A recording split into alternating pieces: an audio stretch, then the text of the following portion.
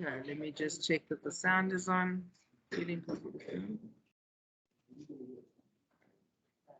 All right, grade 7s, everyone's written the date there, the 11th of May. And we're going to talk about poetry. You've got your highlighters with you and you're ready. So the reason I put this on here, this imagery, is the most important thing about poetry is that we create imagery. What does it mean to create imagery? So I give you the words. Yes, Olivia? Correct, to create a picture. Awesome. How do we create a picture? How do I make you see what I saw and feel what I feel? Yes. Awesome, you got it. Right, take your highlights, a highlight imagery. Imagery, it's language that appeals to the highlight senses. Grade 7s, please don't highlight everything. When I set the exam paper, I take your book, one of your books, and I go through it and see what we've highlighted, and I use those points. So don't highlight everything, highlight the important things. Your first step in note making for the exam is done for you. You've highlighted the important things. Good. So we've highlighted senses. We create imagery by using the senses. Descriptions of people or objects stated in terms of one's senses in the reader's mind. What are our senses? We know sight, hearing, touch, taste, smell. So when we write a really good descriptive piece of writing, you tell me what you saw, what you heard, how it felt, what you smelt in the air. Then when I read it, I can see exactly what you saw. Right, then types of poetic devices. We're going to look at all of these things as we go along. Like I said, for the exam, one of your exams is pretty much all this poetry in it. So if you listen today, you take notes, you're already on your way to studying for that exam paper. Right, figures of speech. Pet peeve of teachers, something I battled with at school. What is a part of speech? What is a figure of speech? You can tell me. What's the difference? And everyone goes blank. When we're writing our spelling test and I say to you, what part of speech is this? What am I asking you for? Yes, Emmanuel. You're asking if it's correct. Very good. When I ask for parts of speech, I'm asking you the part of the sentence. What is it? Is it a noun, adjective, verb, preposition, conjunction? Look at the sentence. Tell me what part of speech it is. Now, figures of speech. In poetry, we use all different types of figures of speech. What are figures of speech then? Yes. Very good. Okay, figures of speech is the non-literal. Okay, so when people say I literally died, no, you didn't literally die, else you'd be dead. Okay, they are figuratively dying. They are using a figure of speech to exaggerate, to create emphasis. They are not literally dying. It is literally a noun. It's literally a part of speech. Figurative, it's not literal. Okay, so that's our similes, our metaphors, assonance, alliteration. All of those fall under figures of speech. When I was at school, I could never remember the difference either. Okay, so don't blame me. Parts of speech, noun, verb, adjective, preposition, conjunction. Figures, all the other fun stuff. Okay, so in the English language, when we want to explain something, we often use highlight figures of speech. These are phrases that if we were to take seriously would sound very daft indeed. So, for instance, a teacher might say the class was driving her around the bend.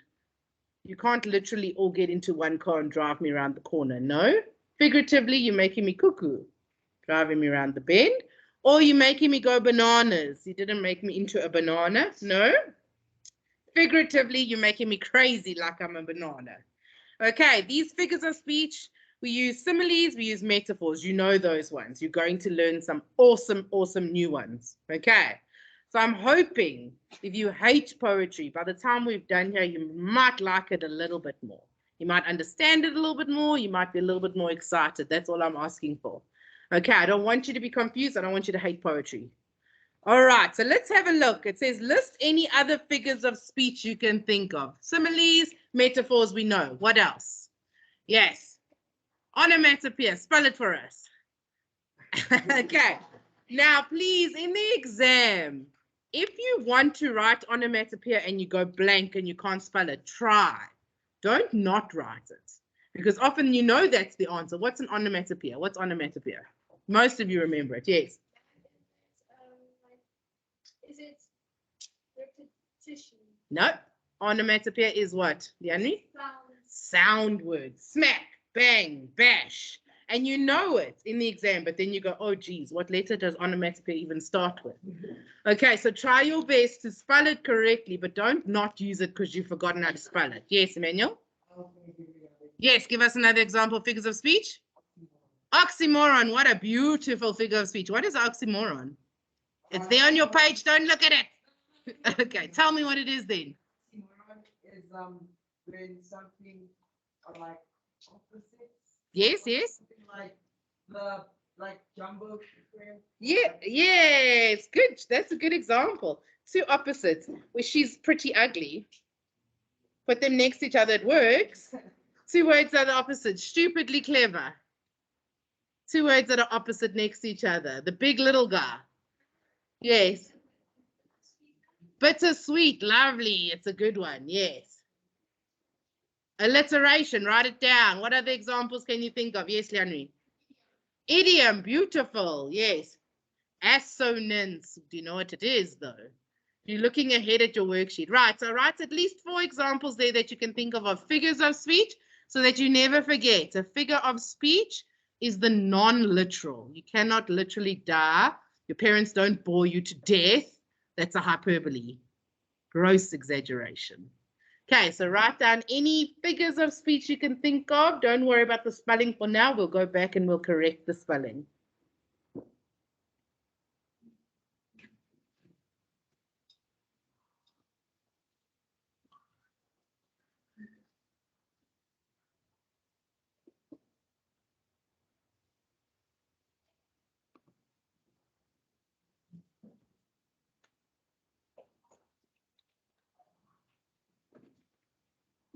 All right, let's go on to the next page. You've written down as many as you can think of. Let's go on to the next page. Right, from grade 3 onwards, they teach about similes. Like or as, simile. We all know it. Very boring. I don't want to see similes going forward, but we do cover them so you can remember. Similes and metaphors. That's pretty much what we cover. We don't cover all that much more excitement. Similes and metaphors. Similes we use. Look at the board. A simile we use, like or as. She is as lovely as a rose. Yes. Or she is like a rose. Simile. Metaphors, we just get told it's comparing and we say one thing is something else. He is a pig. Okay, if we have to just say he's a pig, you don't have to explain it. We don't have to say he's got no manners and he stinks. We know he is a pig. We're comparing him to a pig. It's not positive. Yes? Okay, now we're going to go a little bit deeper into metaphors because they're such an awesome figure of speech and all you remember is similes metaphor. If it's being compared and it doesn't have like or as, it's a metaphor. Very boring. We're going to go deeper into the meaning here in poetry. Okay, but let's have a look here. Here we're going to start up with basic comparison. When we compare two things, we're looking at what is the same. When we contrast, we look at the opposite. Comparing, what is the same? What can I compare this book? I can compare it to the table. They're both soft and smooth. Okay. Let's have a look at the sea. It says, if you want to write a poem about the sea, what figures of speech or comparisons could you use? Let's look at this poem here. The sea is. Now think about the ocean and the waves. The sea is as fierce as a lion. The sea is a blue blanket. The sea is a surfer's paradise. The sea is a mermaid's kingdom. The sea is white horses riding on waves. Could you see it all? As you're picturing it, you can see they're describing the waves, the water, the movement. Right, next to that, I want you to write down 2 more comparisons that you can think of. There's 2 more comparisons. So write it the same way. You don't have to write the sea is. I just want you to write on this line, the sea is what? As peaceful as a baby sleeping in its bed. The sea is as aggressive as a boxer in a boxing ring. 2 examples like that, okay? I'll give you a few minutes to write those. Be creative, think creatively, activate your creative brain, please. That's what poetry is about. The only way you're going to love poetry is if you try to be creative and enjoy the process. Okay, so 2 things you can describe about the sea. You can talk about the sand if you want to. The sea is a rough sandpit that scratches your knees like a young child.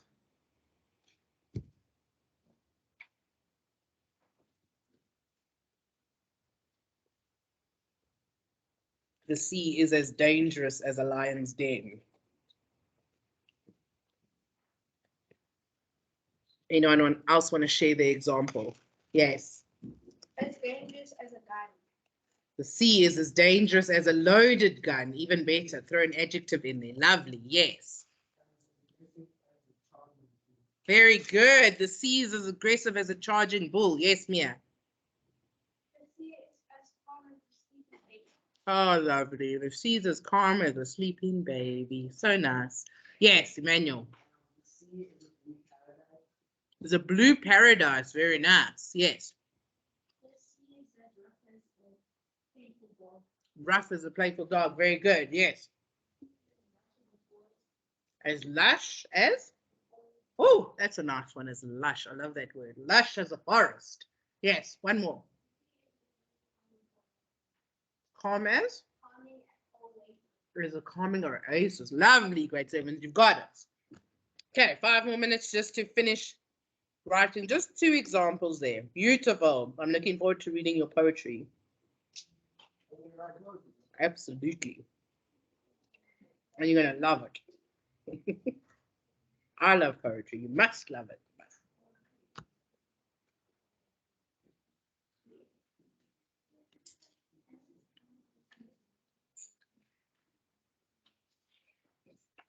Okay, your activity that you need to finish before you can go to break is underneath there. Your task is just a short one.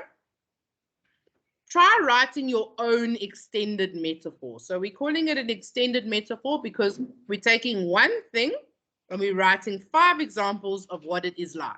So that's why it's extended. Otherwise, we would say the sea is as fierce as a lion, a tree is as big as a giant. That's not extended. We're extending it because we keep going on about the same thing. Okay, that's what makes an extended metaphor. Start by making comparisons like we did with the sea. Then organize your ideas into a poem. It doesn't have to be perfect. I just want you to try. So here are some suggestions. If you can't think of a topic yourself or an object, you could use the moon, the sun, the sky, the night, the storm, or a rainbow. So on the top line here, you'll write, the moon is. And what are those 3 little dots for a merit? What are they called? Yes, Leanne. Ellipses. Very good. A merit for you. You're going to write the moon is ... 3 dots. 4 dots is incorrect. 3 dots. And you're going to write 5 sentences underneath that you're comparing that object to the same way that we did here. But what I want you to do, there should not be any like or as. It has to be a metaphor. So say if you pick the moon, and every class is the same. Your first sentence, the moon is? Yes. Okay, the first class who didn't say round like a piece of cheese. Okay, or the moon is a piece of cheese. Okay, so remember, it's difficult. Don't put like or as in. I make the mistake as well. So the moon is what, Mia? What are you going to ask? How to? You can use these or you can come up with your own. If you can't think of one, pick one here. Okay, you can go to break once you're done with your poem. So write down whatever it is you're going to compare. 5 lines comparing that one thing, and then your poem's done. You can write more than 5 if you want to, but minimum of 5. Yes, Elton? One topic, 5 lines about that one topic. So if you pick like the rainbow is as bright, not as bright because that's a simile. The rainbow is Skittles on the ground. Next line. You just write 5 lines, so you don't have to write the rainbow is again. You use that as your heading, the same way that this poem's written here, and you just put 5 comparisons underneath. Make sure that they are metaphors and not similes. Everyone understand? Yes, ma'am. All right, and then when you're done with that, you can go to break. You've got 4 minutes, go.